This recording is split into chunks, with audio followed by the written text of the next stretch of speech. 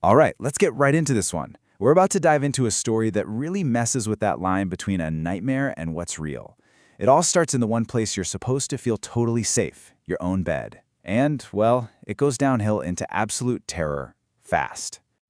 So the story doesn't really ease you in at all. It just drops us right into the thick of it with this simple, kind of chilling phrase. It's the night after something. And you just know, the horror is about to kick off. I mean, can you just imagine that for a second? You wake up, but it's not dark. The lights are on. And the thing that terrifies you isn't some shadow in the corner.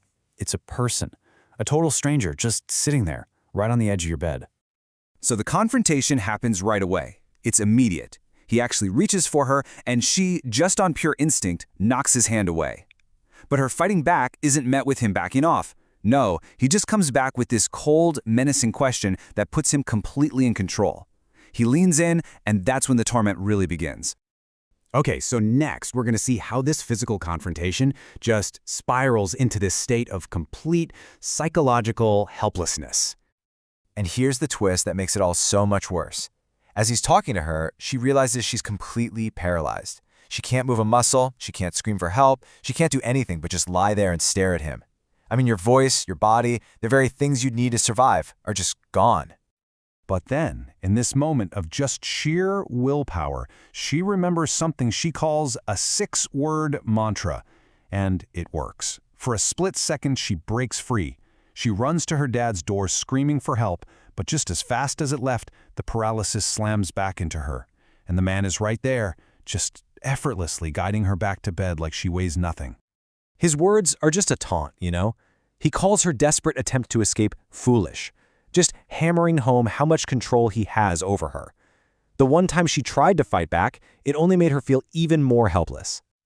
This next part is just so bizarre, and it really shows you how isolated she was. Her father, who heard her screams, bursts into the room, but he can't see anything. He's frantically calling her name in what, to him, is a completely empty room, and all the while she's lying there paralyzed, watching him, totally invisible.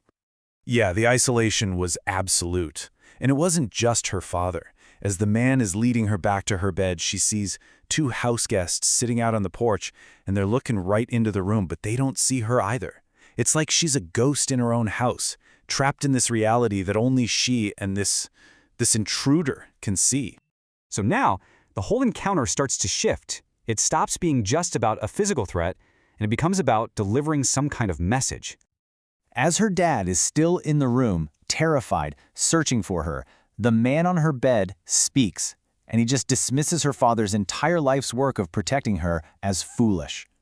It's this statement of complete and total superiority, basically saying that no protection on Earth could ever have been enough. Which, brings us to the big question of this whole thing. This clearly isn't just a random home invasion. So what was the point? What was the message he was there to deliver? He then leans in and delivers this terrifying, all-encompassing statement.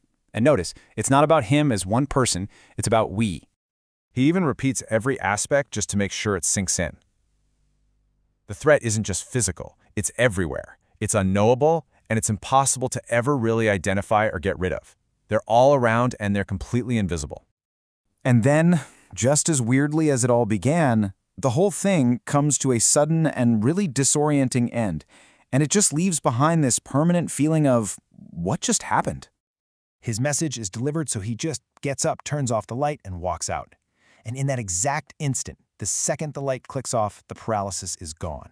She's wide awake, fully alert, thrown from total helplessness right back into normal consciousness. The change is so jarring and so immediate. So while other details of his lecture, as she called it, faded away in the fog of fear, this one message stuck. It was burned into her memory with perfect clarity. We are in every aspect of your life. You will never find us all. Years later, the whole experience is still a complete mystery.